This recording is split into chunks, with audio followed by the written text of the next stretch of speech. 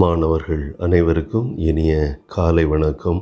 இந்த நாளில் கூட நாம் 7ஆம் வகுப்பு அறிவியல் பாடத்திலே அலகு 6 உடல் நலமும் சுகாதாரமும் என்ற பாடத்திலிருந்து நாம் பாடங்களை படிக்கப் போகிறோம். உன்னுடைய புத்தகத்திலே 75வது பக்கத்திலே இந்த பாடம் இருக்கிறது. இந்த பாடத்தை நாம் தொடர்ந்து வரும் வகுப்புகளிலே படிப்போம். மாணவர்கள், இந்த பாடத்தை நீங்கள் முழுவதுமாய் வாசித்து பென்சிலை கொண்டு நீங்கள் வாசித்த பகுதியிலே உங்களுக்கு புரியாத விளங்காத பகுதிகளை, அதாவது வாக்கியங்களை அண்டர்லைன் பண்ணி வைத்துக்கொள்ள உங்களை ஞாபகப்படுத்துகிறேன்.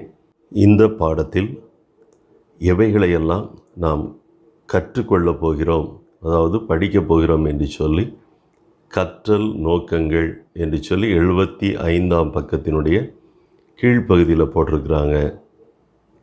முதலாவது, உடலை பாதுகாக்கும் வழிமுறைகளை விவரித்தல்.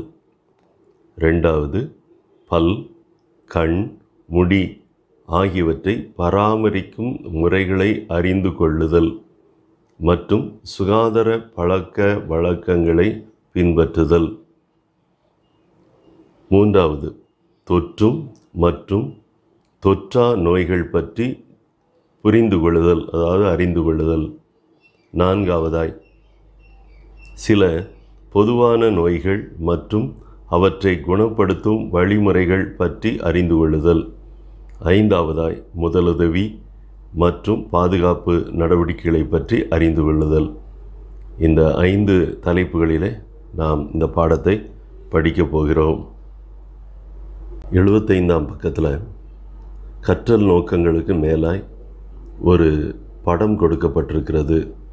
அதற்கு தலைப்பு உடல் கடிகாரம். இந்த உடல் கடிகாரத்தில் 3 காரியங்கள் வட்டமிட்டு காட்டப்பட்டுள்ளது. விழித்து கொள்ளுதல், மகிழ்ச்சி, உறக்கம். அதாவது ஒரு மாணவனுடைய உடல் நலத்தை நல்லா வைக்கணும்னா அவன் என்னென்ன செய்யணும்? 3 காரியத்தை செய்யணும். ஒன்று, காலையிலேயே விழித்து கொள்ள வேண்டும். காலையில் விழித்து கொண்ட பிறகு காலை நிகழ்ச்சிகள், ஒருவேளை பள்ளிக்கு செல்லக்கூடிய நாளாக இருந்தால் காலை கடன்களை முடித்து சாப்பிட்டுட்டு நீ பள்ளிக்கு போவாய். போன பிறகு பாடங்களை, காலை பாட வேளை முடிந்த பிறகு மத்தியானம் சாப்பிடுவாய். மத்தியான வகுப்புகளை முடித்த பிறகு வீட்டுக்கு வருவாய். சாயங்காலம் நன்றாய் விளையாடுவாய்.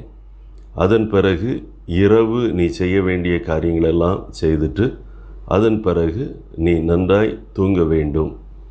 ஒரு மனிதனுக்கு நன்றாக தூங்கக்கூடிய ஒரு நேரமும், அதை தொடர்ந்து காலையில் விழித்து கொள்ளக்கூடிய ஒரு நிகழ்வும், அதன் பிறகு பகல் முழுவதும் நீ மகிழ்ச்சியாய் நீ செய்ய வேண்டிய கடமைகளை செய்வதும் ஒரு மனிதனுக்கு அல்லது ஒரு மாணவனுக்கு நல்ல உடல் நலத்தை தரும் என்று சொல்லி இந்த படம் உனக்கு கொடுக்கப்பட்டிருக்கிறது. இனி இப்படி செய்யும்போது தான் உன்னை செயல்படுத்தும் உன்னுடைய மூளையானது சரியாய் செயல்பட உதவி செய்யும். அன்பான மாணவனே, நீ பள்ளிக்கு போகும்போது நன்றாய் சுகமாய் போயிருக்கிறாயா? இல்லைன்னா சுகமில்லாமல் பள்ளிக்கு போகாமல் நீ வீட்டில் இருந்ததுண்டா? சில நேரம் சில நோய்களுக்கு நாம் மருத்துவர்களை கட்டாயம் பார்த்தால் மட்டும்தான் அவர்கள் கொடுக்கக்கூடிய மருந்து, மாத்திரைகள், ஒருவேளை டானிக், இவைகளை குடித்த பிறகுதான் அது சரியாகும். ஆனால் சில நோய்கள் நம்ம டாக்டரை பார்க்காமலே சாதாரணமாகவே அது சரியாகிவிடும். இவைகள் நாம் சில நோய்கள் என்று சொல்கிறோம். இந்த பாடத்தில் நாம் நோய்களை தடுக்கவும் அவற்றிற்கு முறையான சிகிச்சை அளிப்பதற்கும் நோய் மற்றும் நோய்கள் அவற்றிற்கான காரியத்தை அல்லது காரணத்தை பற்றி அறிந்து கொள்வதும் நமக்கு அவசியம்.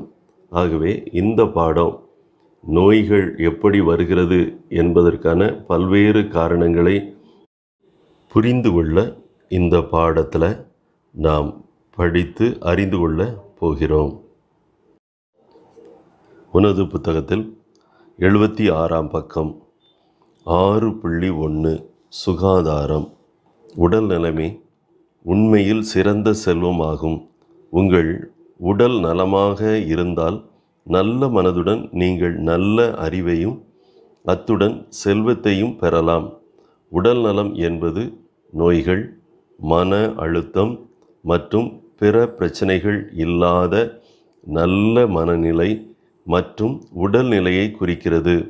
சுருக்கமாக கூறினால், உடல் நலம் என்பது ஒரு நபரின் உடல், உணர்ச்சி மற்றும் உளவியல் நல்வாழ்வை குறிக்கிறது. உடல் நலம் என்றால் என்ன அப்படிங்கிறத, அல்லது உடல் நலம் என்றால் என்ன, இந்த கேள்விக்கு உடல் நலம் என்பது ஒரு நபரின் உடல், உணர்ச்சி மற்றும் உளவியல் நல்வாழ்வை குறிக்கிறது.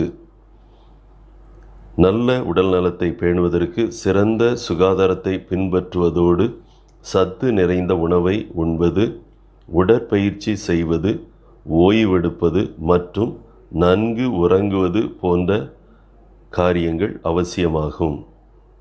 அதாவது நல்ல சிறந்த சுகாதாரத்தை ஒருவன் பெற வேண்டுமானால் அவன் என்ன செய்யணும்? சத்து நிறைந்த உணவை சாப்பிடணும். உடற்பயிற்சி ஒவ்வொருவருக்கும் அவசியம். ஓய்வெடுப்பது மற்றும் நன்கு உறங்குவது. நன்கு உறங்குவதுன்னா நன்றாய் தூங்குவது. இவைகள் அத்தனையும் ஒரு நல்ல உடல் நலனை பேணுவதற்குரிய வழிமுறைகள் ஆகும். சுகாதாரம் என்பது நோய்களை தடுப்பதற்கும் நல்ல ஆரோக்கியத்தை தக்க வைத்து கொள்வதற்காகவும் தூய்மையை பேணுதல், பாதுகாப்பான குடிநீர் பருகுதல் மற்றும் சரியான முறையில் கழிவுகளை அகற்றுதல் போன்ற சிறந்த செயல்கள் மற்றும் பழக்க வழக்கங்களை குறிப்பதாகும். இது நல்ல உடல் ஆரோக்கியம் மற்றும் திடமான மனநிலையை மேம்படுத்துவதற்கு மற்றும் பராமரிப்பதற்கும் செய்யப்படும் அனைத்து செயல்களையும் குறிக்கிறது. அப்போ சுகாதாரம்னா முதலாவது நோய்களை தடுக்கக்கூடியதாக இருக்கணும். ரெண்டாவது ஒரு மனிதனுக்கு நல்ல ஆரோக்கியம், அதாவது நல்ல சுகம். மூணாவது நம்முடைய சரீரத்தில் எப்படி நாம் ஒவ்வொரு சரீரத்தின் பகுதியையும் தூய்மையாய், அதாவது மிக நேர்த்தியாய் வைத்து கொள்வதற்கும், இன்னொன்று நாம் குடிக்கக்கூடிய தண்ணீர், அதை எப்படி பாதுகாப்பான முறையில் நாம் குடிக்கிறோம் என்றும், அதே போல் கழிவுகளை எப்படி அகற்றுவது, சரியான வழியில் அகற்றுவது மற்றும் சிறந்த பழக்க வழக்கங்கள், இவைகள் எல்லாம் சுகாதாரத்தில் வரும். இப்படி நாம் சுகாதாரமாக இருக்கும்போது நம்முடைய உடல் நல்ல ஆரோக்கியமாக இருக்கும். அடுத்தாகில் நமக்கு ஒரு திடமான மனநிலையை நமக்கு கொடுக்கும். அடுத்தாகில் நம்முடைய சரீரத்தை சரியாய் பராமரிப்பதற்கும் இந்த சுகாதாரம் உதவி செய்கிறது. தனிப்பட்ட மற்றும் சுற்றுப்புற சுகாதாரத்தை பராமரிப்பதே தூய்மை எனப்படும். அப்போ தூய்மைனா என்ன? ஒரு மனிதனுடைய தனிப்பட்ட, அதே போல் அவனை சுற்றி இருக்கக்கூடிய இடங்களை சுகாதாரமாக பராமரிப்பது தான் தூய்மை என்று சொல்லி அழைக்கப்படுகிறது. இதை நம்ம சுருக்கமாக சொன்னால், நல்ல உடல் நலத்தை பேணுவதற்காக சுத்தமாக இருக்கும் நிலையை இது குறிக்கிறது. நோய்களிலிருந்து நம்மை பாதுகாத்து கொள்ள தினமும் குளித்தல், ஆடைகளையும் சுற்றுப்புறத்தையும் சுத்தமாக வைத்து கொள்ளுதல் மற்றும் சுகாதாரமற்ற உணவுகளை உட்கொள்ளுதலை தவிர்த்தல் போன்றவை அவசியமாகும். அதாவது நம்முடைய உடல் நலத்தை பேணுவதற்காய் முதலாவது நாம் சுத்தமாக இருக்கணும். ரெண்டாவது, நோய்கள் நம்மை அண்டாமல் இருக்க அல்லது நோய்களிலிருந்து நம்மை பாதுகாத்து கொள்ள தினமும் குளிக்க வேண்டும். அதே போல் நல்ல ஆடைகளை உடுத்த வேண்டும். நம்ம மட்டுமல்ல, நம்முடைய சுற்றுப்புறத்தையும் சுத்தமாக வைத்து கொள்ள வேண்டும். அதே போல் சுகாதாரமற்ற உணவுகளை உட்கொள்ளுதலை நாம் கட்டாயம் தவிர்க்க வேண்டும். சுகாதாரம் அற்ற உணவுகள்னால் என்ன? இப்போ ரோட்டில் சில உணவு பொருட்களை வச்சு விற்பாங்க. அப்போது அதில் ஈ போன்றவை மொய்த்து கொண்டு இருக்கும். அப்படிப்பட்ட உணவுகளை நம்ம தவிர்க்க வேண்டும் என்று சொல்லி நமக்கு சொல்லப்பட்டிருக்கிறது. 6.1.1 தனிநபர் சுகாதாரம். தனிநபர் சுகாதாரம் அப்படின்னா என்ன? அல்லது தனிநபர் சுகாதாரம் என்றால் என்ன என்ற கேள்விக்கு என்ன பதில் என்று பார்த்தால், தனிநபர் சுகாதாரம் என்பது ஒருவர் மேம்பட்ட உடல் நலனை அடைவதற்காக தனது உடல் தேவை மற்றும் உள்ள தேவைகளை சமநிலையில் வைத்து கொள்வதுடன் தொடர்புடையது என்று வரையறுக்கப்படுகிறது. அதாவது ஒரு மனிதன் தன்னுடைய உடல் நலனை சரியாய் அடைவதற்கு தனக்கு தேவையான உடல் தேவைகள் மற்றும் உள்ள தேவைகள் ரெண்டையும் சமநிலையில் வைத்து கொண்டால் அது தனி நபர் சுகாதாரம் என்று சொல்லி அழைக்கப்படுகிறது. அப்போது ஒரு மனுஷன் நல்லா இருக்கணும்னா அவனுடைய சரீரமும் நல்லா இருக்கணும், அவனுடைய மனது அதாவது உள்ளமும் சரியாக இருக்கணும். அவன்தான் ஒரு தனிநபர் சுகாதாரத்தை சரியாய் பெற்ற ஒரு மனிதன்.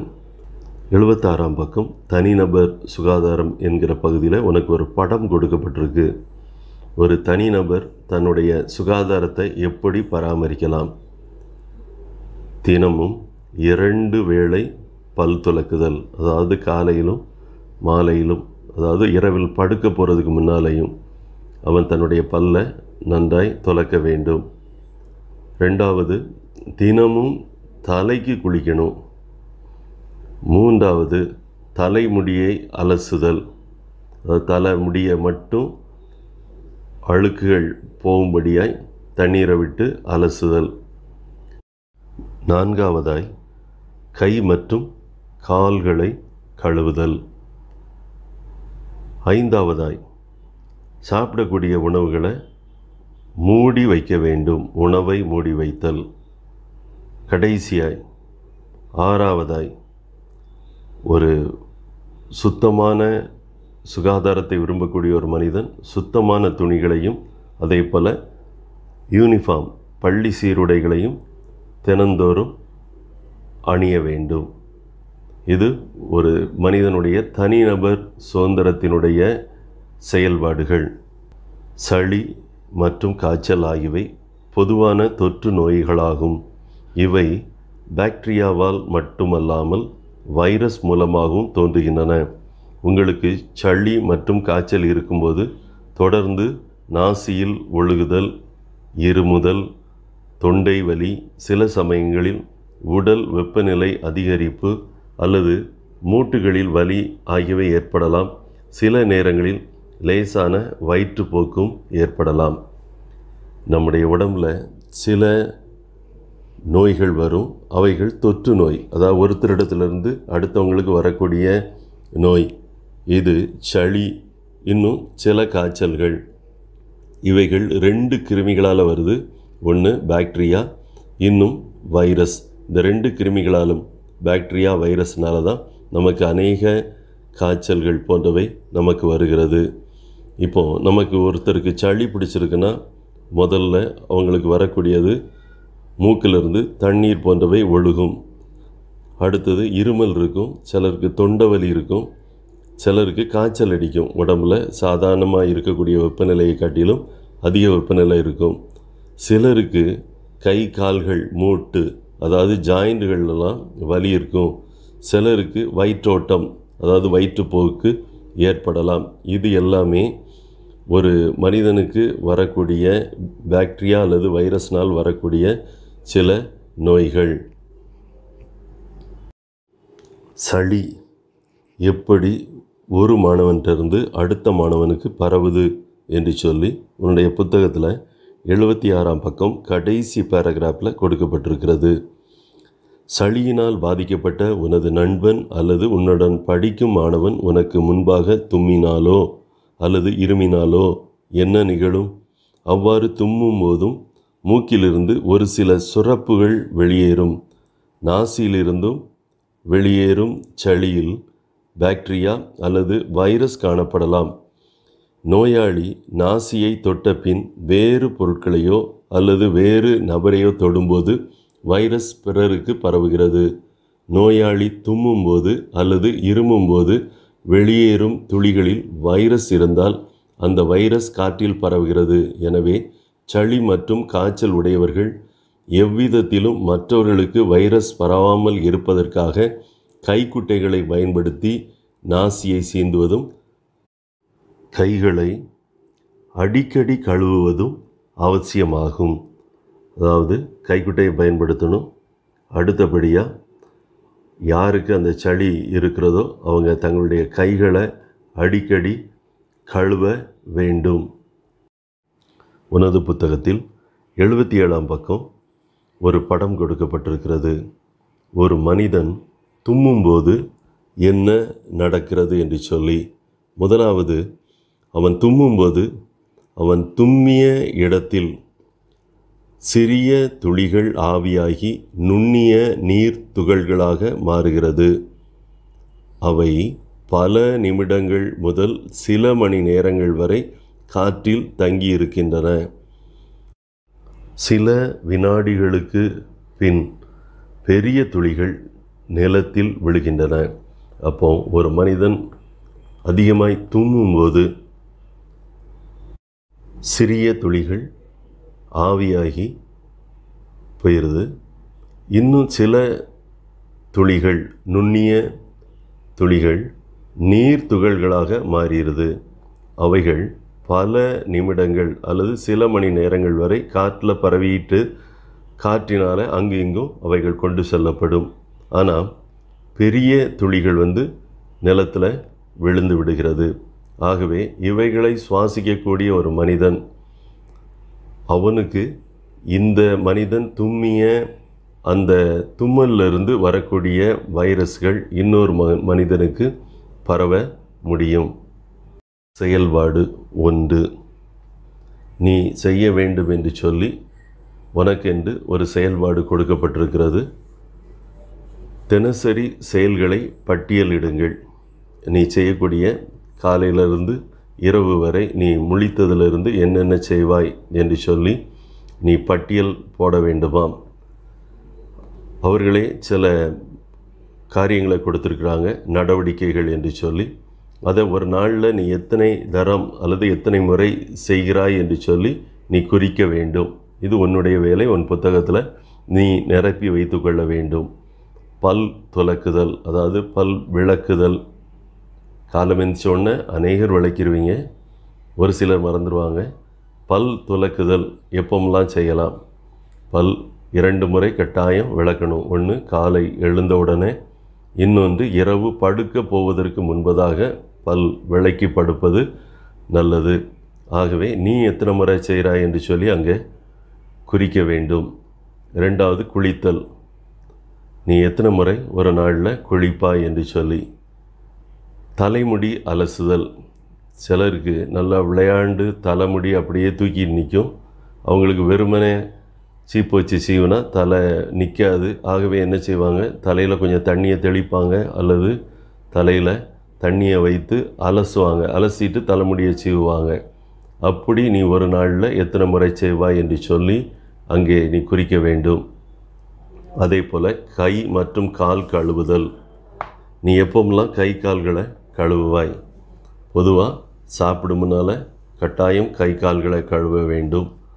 அதே போல் விளையாடி வந்த பிறகும் உன் கை கால்களை நீ கழுவ வேண்டும் அப்படின்னு நீ கற்றுக்கொண்டிருப்பாய். நீ ஒரு நாளில் நீ எப்போமெல்லாம் கை கால்களை கழுவுவாய் என்று சொல்லி நீ அங்கே குறி.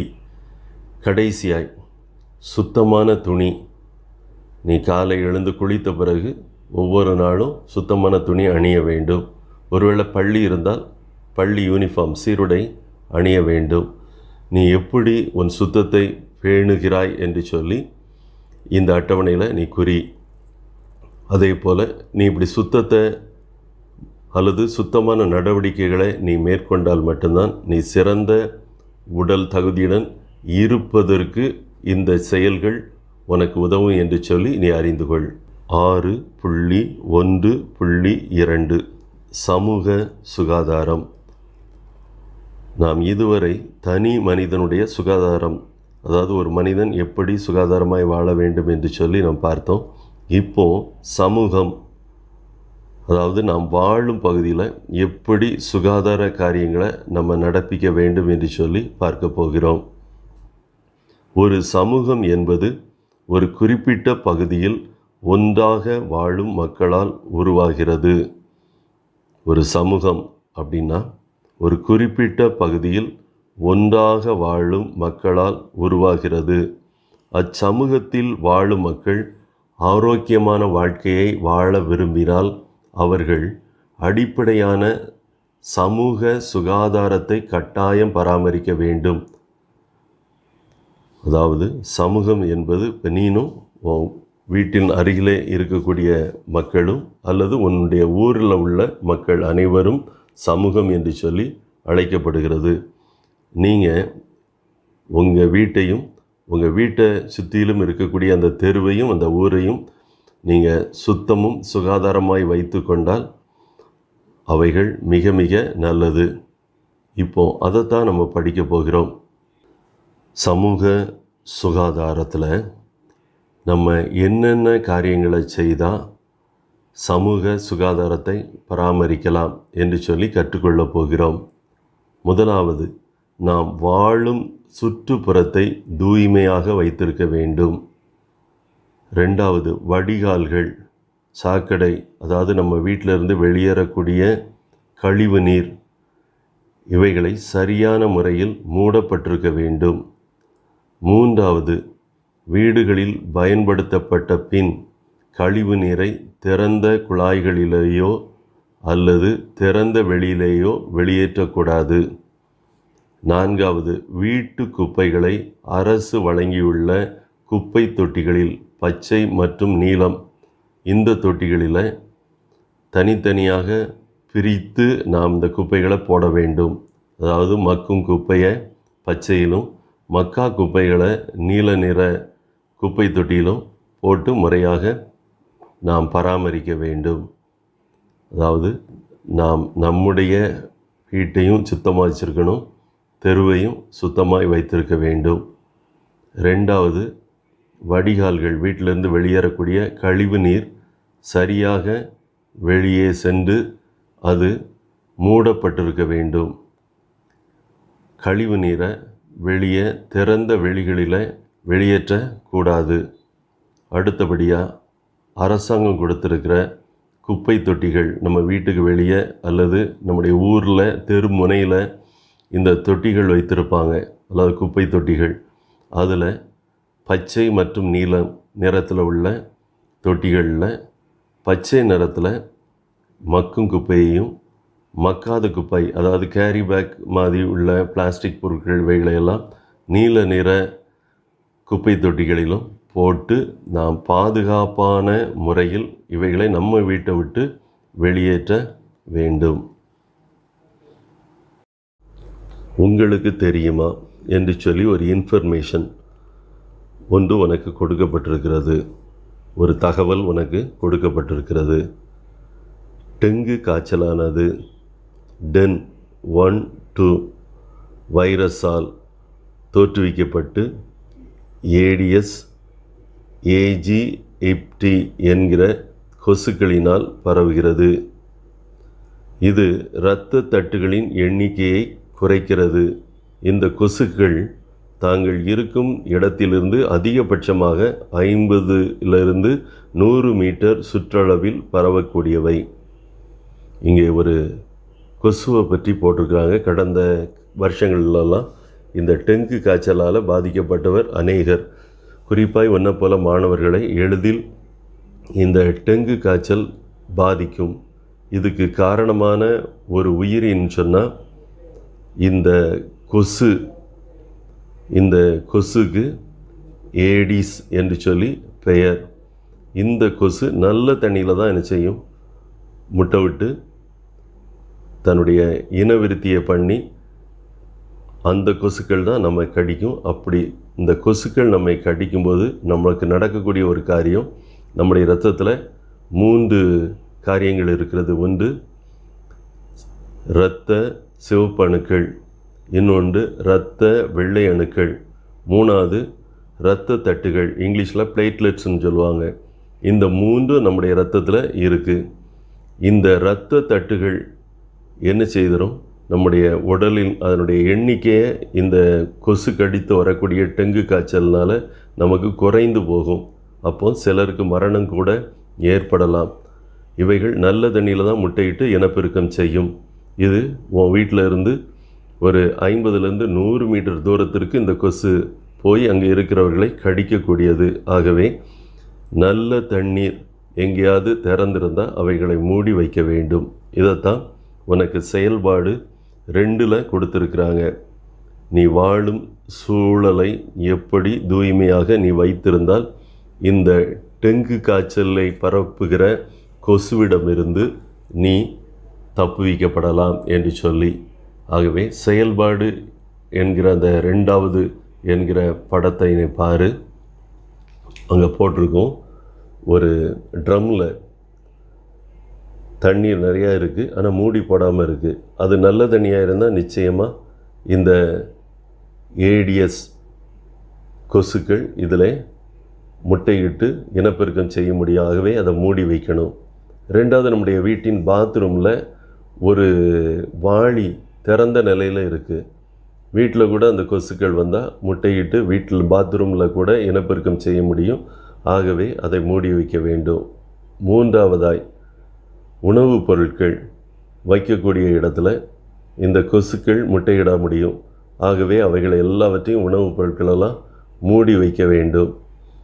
அதே போல் நீர்நிலையிலிருந்து தண்ணீர் நாம் பெற்றோம்னா, அதாவது நம்முடைய வீட்டுக்கு அருகில் ஓடக்கூடிய வாய்க்காலோ அல்லது ஆறோ, அவைகளுடைய தண்ணீரை நன்றாய் கொதிக்க வைத்து காய்த்து குடிக்க வேண்டும். அடுத்தபடியாக குப்பை கொட்டுற காரியத்தில் திறந்த வெளியில் குப்பைகளை கொட்டி வைக்கக்கூடாது. அவைகளிலிருந்து தேவையற்ற வாசனைகள் அந்த நமக்கு பரவும். எனவே அவைகளையும் நாம் மூடி வைக்க வேண்டும். அடுத்த படம், வீட்டுக்கு அருகில் டயர்களோ அல்லது உடைந்த சில வாளி போன்ற பொருட்களையோ நம்ம என்ன செய்யக்கூடாது, திறந்த நிலையில் வைக்கக்கூடாது. அவைகளில் தண்ணீர் எப்படி வரும்னா, மழை நேரங்களில் அந்த டயர்களுக்குள்ளும் உடைந்த சிறிய சிறிய பாத்திரங்களுக்குள்ளும் இந்த தண்ணீர் நிரம்பும். அதில் இந்த கொசுக்கள் முட்டையிட உதவியாக இருக்கும். ஆகவே அப்படிப்பட்ட பாத்திரங்கள் பொருட்களில் இருக்கிற தண்ணியை உடனடியாக நம்ம வெளியேற்ற வேண்டும்.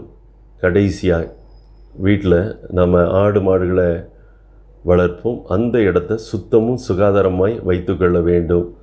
அவைகளுக்குரிய தீவனங்கள் மட்டும் அதில் வைக்கிற மாதிரி நம்ம பார்த்துக்கொள்ள வேண்டும். தேவையற்ற உடைந்த பொருட்கள், தேவையில்லாத பொருட்கள் அந்த ஆடு மாடுகள் நாம் வைத்திருக்கக்கூடிய இடத்துல இல்லாதபடி பார்த்துக்கொள்ள வேண்டும். இப்படி பாதுகாத்து கொண்டால் அநேக நோய்களை பரப்பக்கூடிய கொசுக்களிலிருந்து நம்மை பாதுகாத்து கொள்ளலாம். அதே போல் சில வகை ஈக்களிலிருந்தும் நம்மை பாதுகாத்து கொள்ளலாம்.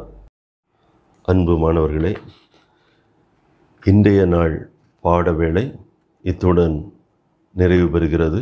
நாம் அடுத்த தலைப்பை 78ஆம் பக்கத்தில் உள்ள உடல் பராமரிப்பை அடுத்த வகுப்பிலே நாம் கற்றுக்கொள்வோம். மாணவர்களுக்கு நான் ஏற்கனவே கூறியது போல இந்த பாடம் 6ஆம் பாடம் முழுவதையும் நீங்கள் முதலாவது ஒரு முறை அல்ல, ஒரு 3 முறையாவது இந்த பாடத்தை வாசிங்க. வாசித்து பென்சிலால் உங்களுக்கு தெரியாத அல்லது புரியாத பகுதிகளை நீங்கள் அண்டர்லைன் பண்ணி வைங்க. இன்றைய வீட்டு பாடம், நீங்கள் வீட்டு பாடத்தை இன்றைக்கி நோட்டில் எழுத போகிறீங்க. நீங்கள் நோட்டில் எழுத வேண்டிய வீட்டு பாடம் உன்னுடைய புத்தகத்தில் 5ஆம் பாடம், அதில் 73ஆம் பக்கம், ரோமன் லெட்டர் 5, 6, 7 இந்த 3 கேள்விகளை நீ எழுதி அதை புகைப்படமோ அல்லது ஸ்கேன் பண்ணியோ திரையில் காட்டப்படக்கூடிய எனது வாட்ஸ்அப் எண்ணுக்கு அனுப்பும்படி அன்புடன் கேட்கிறேன். 5வது, 6வது, 7வது கேள்வி. அதே போல் 10வது கேள்வியை நீ பென்சிலால் படம் வரைந்து பாகத்தை குறித்து அதையும் அனுப்பணும். இது எழுத வேண்டியது உன்னுடைய அறிவியல் நோட்டில் வெள்ளை பகுதியில் தான் இந்த 10வது கேள்வியை நீ அந்த படத்தை வரைந்திருக்க வேண்டும். அந்த படத்தை வரைந்து அதில் சூலக முடி, சூலகம், மகரந்த கம்பிகள், சூல், புள்ளி, மகரந்தத்தாள், அல்லி, சூலகத்தண்டு, மகரந்தத்தாள், சூற்பை என்று சொல்லி நீ குறித்து அந்த படத்தை பென்சிலால் தான் குறிக்கணும். அத்தனையும் குறித்து நீ எனது வாட்ஸ்அப் எண்ணுக்கு அனுப்ப வேண்டும். அப்போ நீ எழுத வேண்டிய கேள்வி மொத்தம் 4 கேள்வி. மிக சுருக்கமாக விடையளி 5வது கேள்வி. 6வது கேள்வி சுருக்கமாக விடையளி. 7வது கேள்வி விரிவாக விடையளி. 10வது கேள்வி படம் வரைந்து பாகங்களை குறித்தல். இத்தனையும் நீ எழுதி என்னுடைய வாட்ஸ்அப் எண்ணுக்கு அனுப்ப உன்னை அன்புடன் கேட்கிறேன். மாணவர்கள் அனைவரையும் வாழ்த்துகிறேன். நீங்கள் இந்த விடுமுறை நாட்களில் இந்த பாடங்களை வீட்டில் உட்காந்து நன்றாய் படிக்க உங்களை ஞாபகப்படுத்துகிறேன். அதே போல் இதுவரை கவனித்து கேட்ட அத்தனை மாணவர்களுக்கும் நன்றி கூறுகிறேன். வணக்கம்.